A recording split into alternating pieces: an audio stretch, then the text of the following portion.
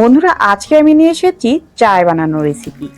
তো চা আমাদের নিত্যদিনের সঙ্গী, আর সেই চায়ের কালার আর স্বাদ দুটোই যদি ভালো হয় তাহলে আমাদের মনটাও কিন্তু ভালো হয়ে যায়।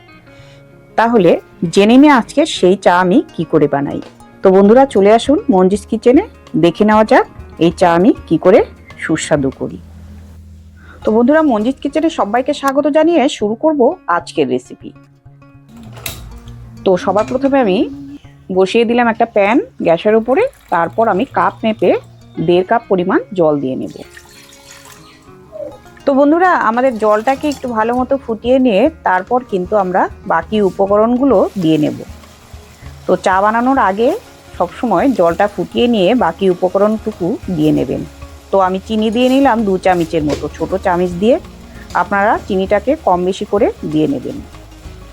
এবার চিনি দিয়ে চিনিটাকে একটু আমাদেরকে নাড়িয়ে নিতে হবে একটা চামচের সাহায্যে।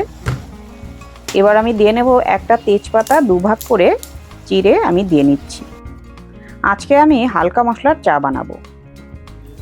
এবার 2টো এলাচ আমি নিয়ে নেব। এলাচটাকে মুখটা ফাড়িয়ে নিয়েছি। এলাচ 2টো ফাড়িয়ে দিলাম। আপনারা চাইলে একটু গুঁড়ো করেও দিতে পারেন।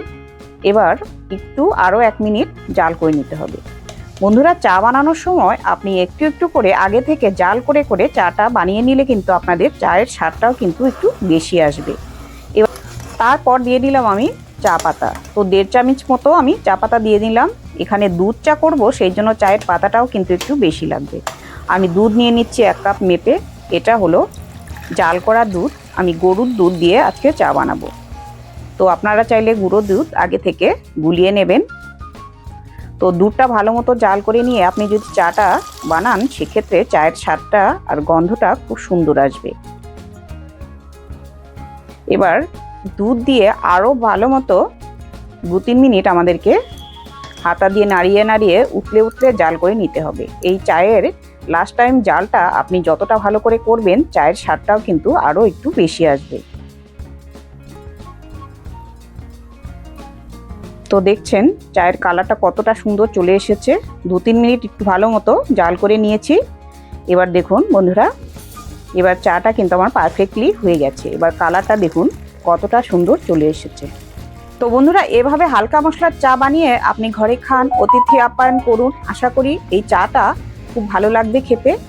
তো ভিডিও ভালো লাগলে লাইক করুন, কমেন্ট করুন, শেয়ার করুন। চ্যানেলে নতুন হয়ে থাকলে চ্যানেলটিকে সাবস্ক্রাইব করে নেওয়ার অনুরোধ রইল। ধন্যবাদ।